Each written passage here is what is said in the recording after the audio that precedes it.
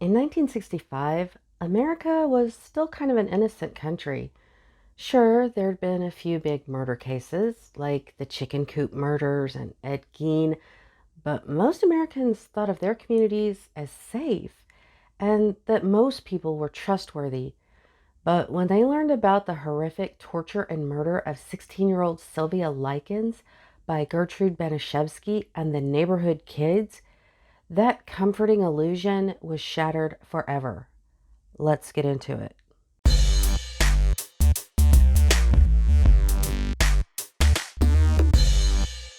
Hi, and welcome back to my channel. If you're new here, my name is Delaney, and I'm a true crime writer and all-around murder nerd. On this channel, I talk about some of the worst cases, and I tend to cuss a lot, so if you're into that sort of thing, go ahead and subscribe. And at the time I'm filming this, I am just under 1,000 subscribers, so I'm really hoping some of you will subscribe so I can reach that goal. Anyway, today's case was suggested to me by one of my patrons, James Harrington. Hi, James. By the way, that's one of the perks of being a Patreon patron. Link in the description. So let's talk about Sylvia Likens. She was the middle child of 5 between 2 sets of fraternal twins to Lester and Elizabeth, who went by Betty. Sylvia was known for being friendly and helpful and was especially protective of her younger sister, Jenny, who had suffered from polio and needed to wear a leg brace. Now, Lester and Betty were carnies, which meant that they spent several months each year traveling with the show. Usually, they would arrange for their kids to stay with their grandmother or another relative. But the summer of 1965 was a little different, thanks to 2 strokes of bad luck. First, in June, Betty was arrested for shoplifting. This left Lester alone in charge of the kids, at least until Betty got out of jail. Which leads to the second stroke of bad luck. As he was getting ready and making arrangements so he could leave after the 4th of July weekend, their new family friend, Gertrude Baniszewski, offered to take the 2 younger girls in. Sylvia, who was 16, and Jenny, who was 15, had recently befriended Gertrude's 2 older daughters, Paula, 17, and Stephanie, 15. The girls met at their high school, and both families attended the same church. Before that fateful weekend, the Likens girls had slept over at the Baniszewski house a couple of times, even though it was tight quarters. Gertrude lived with her 7 children, the youngest of which was only a year old, in a cramped duplex on East New York Street in Indianapolis. She only got the occasional child support check from one of her 3 exes, so she would take in sewing and other odd jobs to make ends meet. Now, Gertrude had had a rough past. She was only 10 when her father died while reading to her, and her mother blamed her for the rest of her life. She became the family scapegoat. Her mother would call her names and beat her, and soon her brothers and sister joined in on the action too. They would tell lies about her to the other kids in school and encourage them to bully her as well. This would be important later. So Gertrude got out of the house as soon as possible by dropping out of high school when she was 16 and getting married to 18-year-old John Baniszewski. That marriage was rocky, as in John was abusive. The couple had 4 children together, though Gertrude also had several miscarriages in between them and developed what would now be called postpartum depression. It didn't help that she was a chain smoker and, thanks to her neglected upbringing, struggled to take care of the children she did have. But after 10 years, finally, Gertrude had had enough and left his ass. She married a man named Edward Guthrie, but that marriage was even worse, so they split up after only a few months. Gertrude went right back to John, and they had 2 more kids together before divorcing again in 1963. Immediately after that divorce, Gertrude, who was now in her mid-30s with 6 kids, started an affair with a married man who was 22 named Dennis Wright. When Dennis's wife found out, she moved out of their home, that converted duplex on East New York Street. And Gertrude immediately moved herself and her 6 kids right in after her. Soon after that, she got pregnant. When she told Dennis, he got so mad he punched her in the face and then punched her in the stomach until she miscarried. But that didn't seem to deter Gertrude. She soon became pregnant again, but this time she didn't tell him until she was too far along for him to pull that stunt again. When she finally did tell him, he took it surprisingly calmly. Gertrude was hopeful that he was now on board with taking on the responsibilities of fatherhood, so she brought up the subject of marriage. He was still married to his wife at this point. But that was not the case. When she came back from church one Sunday, she found Dennis and all of his shit gone. She sued him in court for child support and won, but he never paid it. So now, Gertrude was in her late 30s with 7 kids to take care of on her own. So, when Lester Likens brought up the topic of boarding his kids over the summer, she no doubt saw a way to make some extra money. She told Lester she'd take Sylvia and Jenny in and treat them just like her own in return for $20 a week. They agreed the girls would stay with the Baniszewskis until November, when Betty and Lester would return and pick them back up. Sylvia and Jenny were excited. It would be like one long sleepover, or so they thought. And Gertie, as she was known to the neighborhood kids, was the cool mom. Her house was kind of the neighborhood hangout because she'd let them smoke and drink. She'd even sell them cigarettes and let them read porno mags. And she was often drinking and taking pills right along with them. For the first couple of weeks, everything was fine. Sylvia was, by all accounts, a good girl. She eagerly chipped in around the house, and their pastor even praised her for being so pious. But after those first 2 weeks, Lester's check came late, and Gertrude took it out on the girls. She made them pull their pants down and spanked them with a wooden paddle. She yelled at them, "Well, I took care of you 2 little bitches for a week for nothing." Every time the check was late, Gertrude would beat them, each time worse, sometimes with a paddle, sometimes with a leather belt, or just whatever she could get her hands on. Like it was their fault their dad's check came in late. Then the abuse ramped up even more. By mid-August, Gertrude was focusing all of her anger and hatred on Sylvia. For any imagined wrongdoing or accusation, she would beat her. For example, once the family attended a church supper, and afterward, Paula accused the Likens girls of, quote, eating too much. So, for the sin of gluttony, Gertrude, Paula, and a neighbor boy named Randy Lepper forced Sylvia to eat a hot dog that had been covered in like every kind of condiment. Gertrude even rammed it into her mouth, which caused her to throw up. The 3 then pushed her down and forced her to eat her own vomit. Another time, the girls had gone out and collected soda bottles and returned them for some money to buy candy. Younglings, ask your parents about soda bottle deposits. Gertrude accused them of stealing the money or the candy and beat them for it. Then Gertrude started withholding food from the girls, so they would be forced to scrounge around in garbage cans and eat spoiled food. If they get caught, they got beaten. Then it went to a new level of depravity. Gertrude started accusing Sylvia of having sex with boys, which she hadn't, not that it matters. She'd kick her repeatedly in the crotch for it. Paula, who was actually pregnant out of wedlock and hiding it from everyone, joined in and started beating her too. Sylvia would get beaten for supposedly starting rumors about the older Baniszewski girls. For that crime, Stephanie's boyfriend joined in on the beating. Paula, who remember had once been Sylvia's friend, became nearly as abusive towards her as Gertrude. Once, Paula hit Sylvia so hard she broke her wrist. And then she openly bragged about how she'd gotten the injury and would then use the cast as another weapon on Sylvia. Once, when Sylvia had stolen a gym suit from the school because Gertie wouldn't buy her one, Gertie burned Sylvia's fingertips off with matches.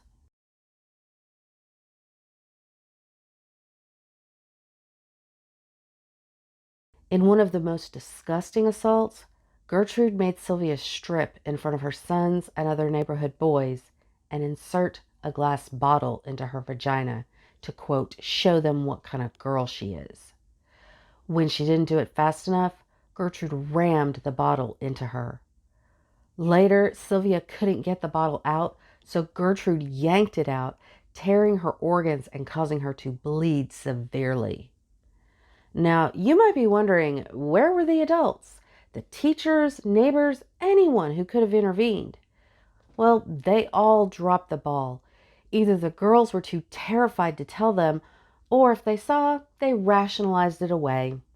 Twice, Lester and Betty came and visited them, but with Gertrude and the kids right there with them, neither Sylvia or Jenny felt safe to tell their parents what was going on.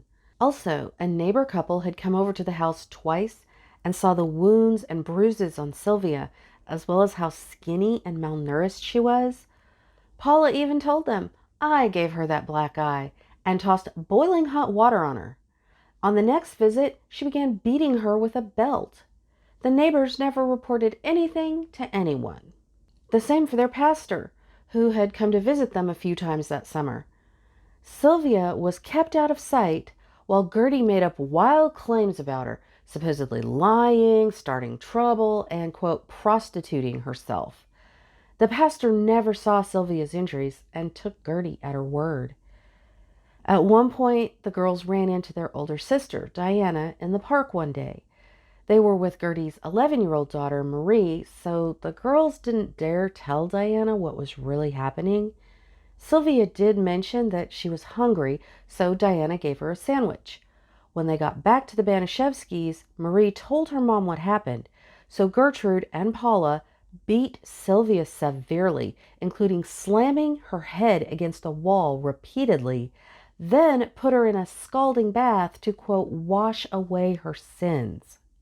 The next time the Likens girls ran into Diana, they were alone, so they told her everything. But Diana thought they were just exaggerating and didn't even bother to get their address. After a while, she did decide to track them down, but when she arrived at the Baniszewskis, Gertrude refused to let her in or speak with the girls, claiming that her father had told her not to. There was one person, at least, who tried to do the right thing. At one point, the father of one of the neighbor kids called the school out of concern, stating that he'd seen a girl with open sores and bruises in Gertrude's house. I know it seems weird that he called the school, but this was the 1960s, so there wasn't any kind of child abuse hotline, and the man probably didn't know who else to call. Anyway, the school sent out a nurse to the house to check on Sylvia, who hadn't been in school for a while. By this time, Sylvia was being held in the basement, and Gertrude told the nurse that Sylvia had sores because she wouldn't keep herself clean, and that she'd had to kick the girl out because she was, quote, prostituting herself. The nurse just took that at face value and left. No other investigation was done. So, about the basement.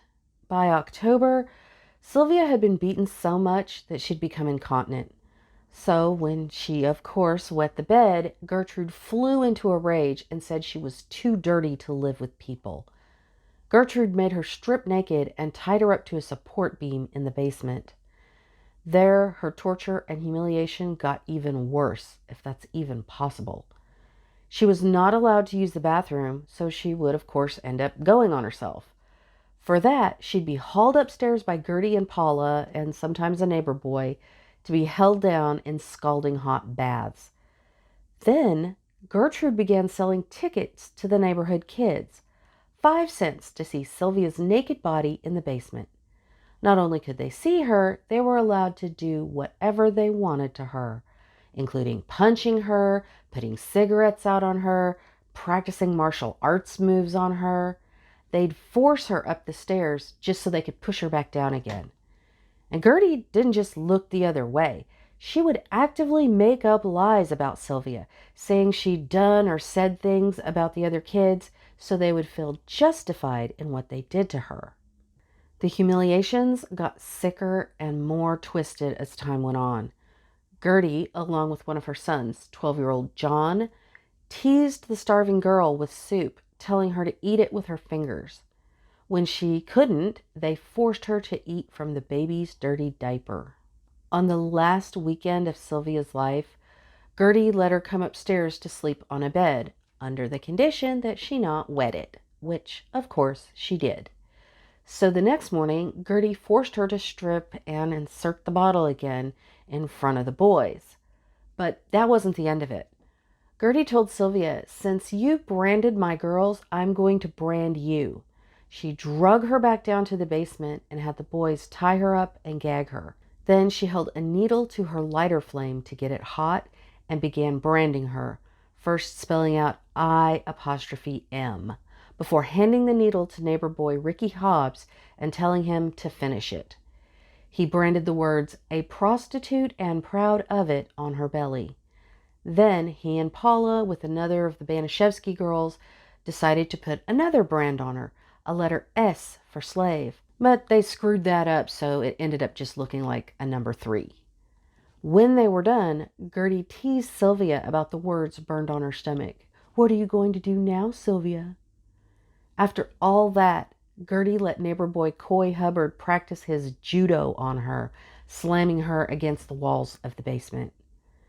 Later that night, Jenny snuck downstairs to visit her sister and bring her some water. Sylvia told her, "I know you don't want me to die, but I'm going to die. I can tell." And it seemed like Gertie kind of knew too, because the next day she had Sylvia write a letter to her parents. Gertie was clearly dictating because the letter started out, "To Mr. and Mrs. Likens. I went with a gang of boys in the middle of the night, and they said they would pay me if I would give them something, so I got in the car, and they all got what they wanted. And when they got finished, they beat me up and left sores on my face and all over my body. And they also put on my stomach, 'I am a prostitute and proud of it.' I have done just about everything that I could do just to make Gertie mad and cause Gertie more money than she's got. I've tore up a new mattress and peed on it. I have also cost Gertie doctor bills that she really can't pay and made Gertie a nervous wreck and all her kids." Gertie then discussed having John and Jenny blindfold Sylvia and lead her out to some nearby woods where they would just leave her to die. But Sylvia must have heard their plans because at last she tried to escape. And even though she was severely weakened by all the torture and starvation, she was able to get through the front door. But Gertie was able to catch her and drag her back inside. Gertie then tried to feed Sylvia some toast, but when she couldn't swallow, Gertie beat her over the head with a curtain rod until it bent. Then Coy Hubbard took the rod and beat her over the head hard enough to knock her out. They then dragged her back down to the basement. That night, after she came to, she banged on the walls and windows of the basement with a shovel, screaming for anyone to help. Some neighbors actually did hear her and considered calling the cops about the noise, but when it stopped, they just forgot about it. The next morning, October 26th, Sylvia was barely conscious and unable to move her arms and legs or speak. Gertie took her upstairs, propped her up against a wall, and tried to feed her and give her a glass of milk.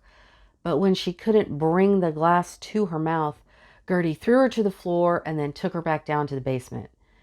Down there, the neighborhood kids gathered around to make fun of Sylvia's pain.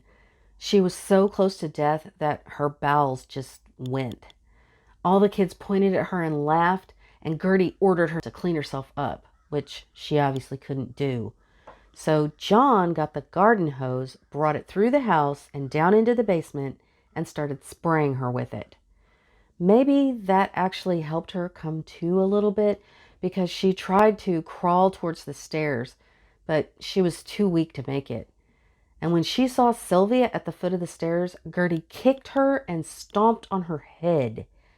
Finally, Stephanie went to her defense and stopped her mom. She tried cleaning Sylvia up, but it was becoming clear that Sylvia wasn't going to make it. So Stephanie held her friend and cried. For a moment, Sylvia regained some consciousness, just long enough to say, "Oh, Stephanie, take me home." Ricky Hobbs later came downstairs and saw Stephanie crying and holding Sylvia, who was obviously near death.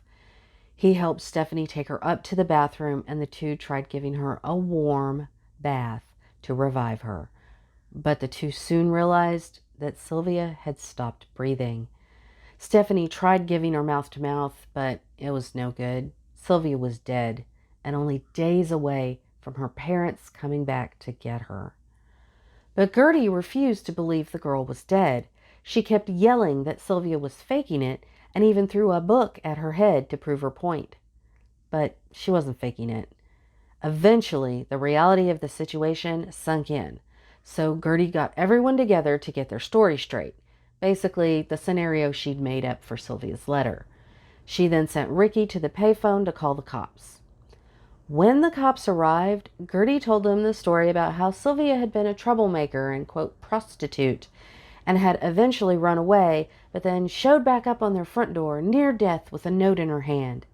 She gave the cops the note as proof, and all the kids who were there repeated her story. But before the cops left, Jenny told one of them, "Get me out of here and I'll tell you everything."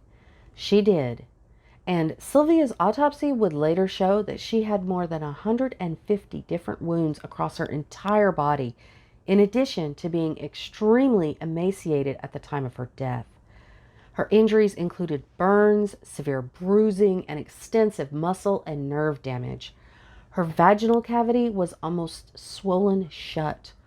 All of her fingernails had been broken backwards, and most of the layers of skin on her face, breast, and neck had peeled away. Her official cause of death was attributed to subdural hematoma from a blow to her right temple, probably the one from Coy Hubbard. But contributing factors to her death were due to her numerous injuries and severe malnutrition. Gertrude Baniszewski was arrested for murder, along with her older kids Paula, Stephanie, and John. Ricky Hobbs and Coy Hubbard were also arrested and charged with murder. Some of the younger neighbor kids, Anna Cisco, Judy Duke, Randy Lepper, and Mike Monroe, were charged with injury to person. Most of them, except Gertrude, readily admitted what they had done to Sylvia. When asked for an explanation, they said some version of, "Gertie told me to." The charges were eventually dropped against the younger neighbors, and Stephanie Baniszewski's attorney got her a separate trial, and later the murder charge against her was dropped in exchange for her testifying against the other defendants. So that left Gertrude and 4 minors, Paula, John, Ricky Hobbs, and Coy Hubbard, to stand trial for the torture murder of Sylvia Likens. The trial was delayed so Paula could give birth, that baby she and Gertie had sworn she wasn't pregnant with. She had a daughter that she named Gertrude. Their trial began on April 18, 1966. It was the worst single murder that the state of Indiana had ever seen, and the largest number of defendants it had ever tried at once. On top of that, the cruelty of the murder and the fact that so many minors had participated in it was almost unbelievable. The prosecution was seeking the death penalty, which at the time was performed by the electric chair. The trial was packed with spectators. The younger defendants tried to shift the blame onto Gertrude, claiming she had directed them to do what they had done. Gertrude, who testified in her own defense, tried to blame the kids, claiming they'd gone wild on Sylvia and she didn't know what they'd done to her. She tried to play the pity card, claiming that she was in such ill health that she just didn't have the energy to keep up with everything going on with the house. She also continued trying to smear Sylvia, claiming she never listened and was sleeping around and prostituting herself. But the prosecution's star witness was Jenny Likens, who described the torture and humiliation of herself and Sylvia by Gertie and the other kids. Most of her testimony was backed up by the other kids. Gertrude Baniszewski was convicted of first-degree murder, but the jury did not hand down the death penalty. She was sentenced to life in prison. Paula Baniszewski was convicted of second-degree murder. In 1970, the two appealed and their convictions were thrown out. They were granted new trials, which Paula declined in order to plead guilty to manslaughter, thereby lowering her sentence. Gertie was convicted again and given the same sentence. We'll come back to those two. The boys, John Baniszewski, Ricky Hobbs, and Coy Hubbard, were found guilty of manslaughter and sentenced to 2 to 20 years in the Indiana State Reformatory since they were minors. They each served only about 18 months. Paula was paroled in 1972 after only 6 years and assumed a new identity as Paula Pace. She lied about her background to get a job at a school in Iowa, where she worked for 14 years before the truth got out.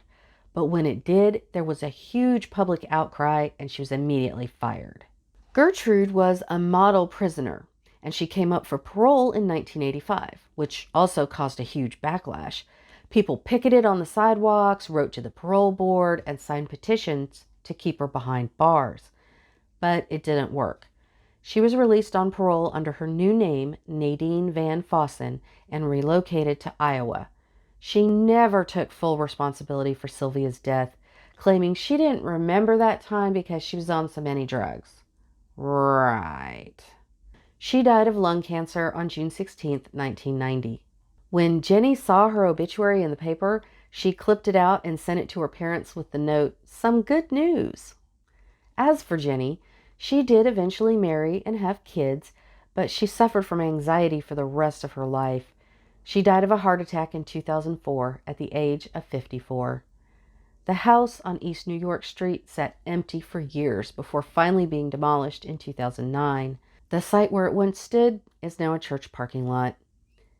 In 2001, a 6-foot-tall granite statue honoring Sylvia Likens was dedicated in Willard Park, Indiana. Her death also got the state of Indiana to take child abuse more seriously. It inspired the adoption of the state's mandated reporter law that states if anyone suspects a child is suffering abuse or neglect, that person has a legal obligation to report it to the authorities. In 2010, the Sylvia's Child Advocacy Center in Lebanon, Indiana, was officially dedicated to the memory of Sylvia Likens. Its purpose is to assist and advocate for child victims of abuse and neglect. If you suspect a child is being abused, please contact your state's DHS or call the national hotline number on the screen. One call could save a life. Thank you for staying with me through one of the worst cases ever. And if you would like to suggest a case for me to cover, consider becoming a patron on Patreon.